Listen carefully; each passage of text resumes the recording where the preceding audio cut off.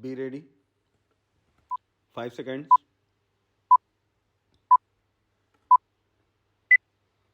Start.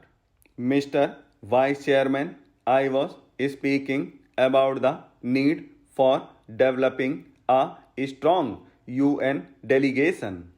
I wish that the Honorable Prime Minister would give his attention to this aspect of the matter, particularly in view of the fact that in the next decade or two, politics all over the world would take on a complex character, and it is necessary that men are trained from now on for taking part in international affairs.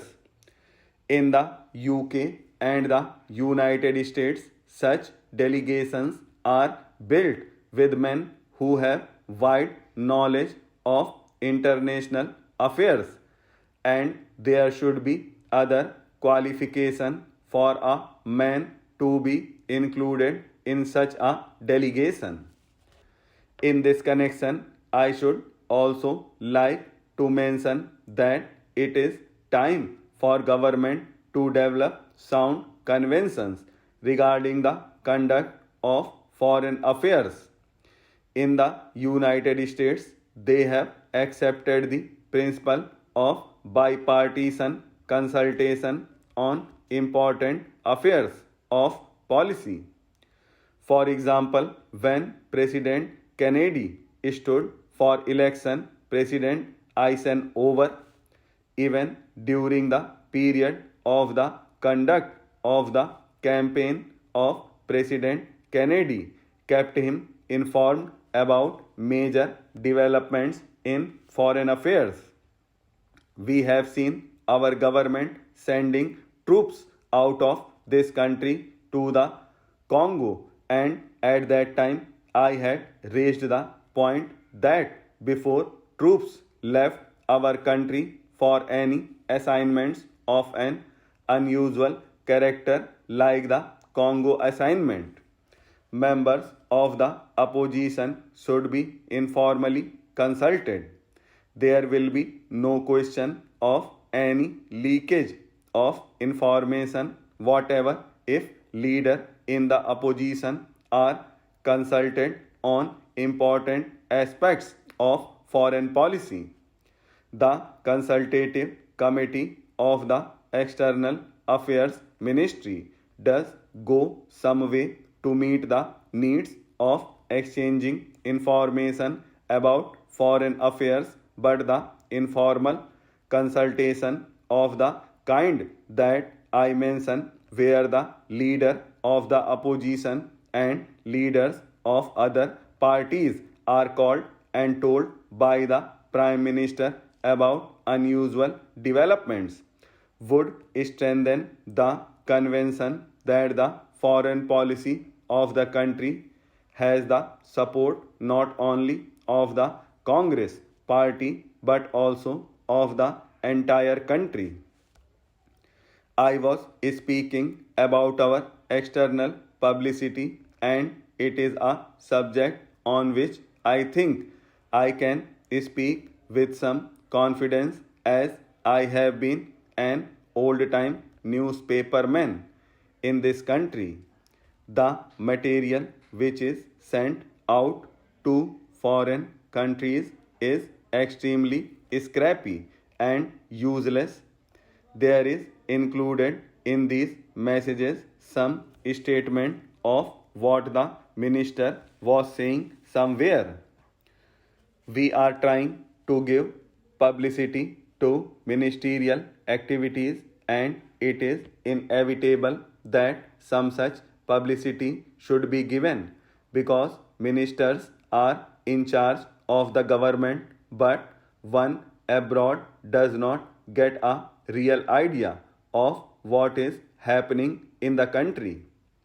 I would like to suggest for the consideration of the External Affairs Ministry that they should send a fortnightly assessment of what is happening in India, written dispassionately, not to please a minister or to highlight something that he has done, but to give an objective assessment of what is going on in the country.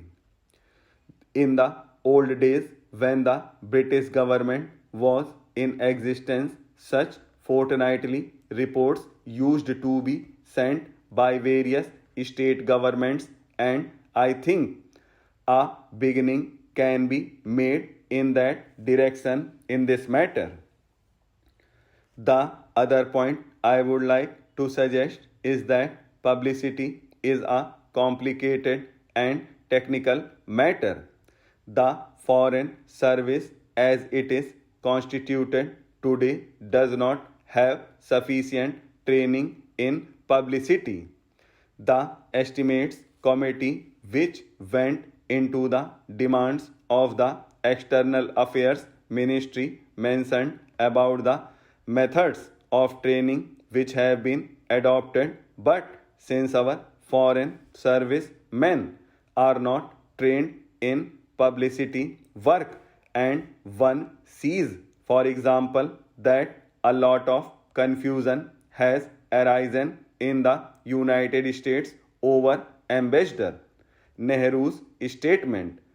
I think the External Affairs Ministry might well set up a committee of members of parliament who are conversant with external publicity and some newspapermen to advise the External Affairs Ministry from time to time. I do not think that the committee will ask for information which is confidential or secret, but they can assist the newspapermen.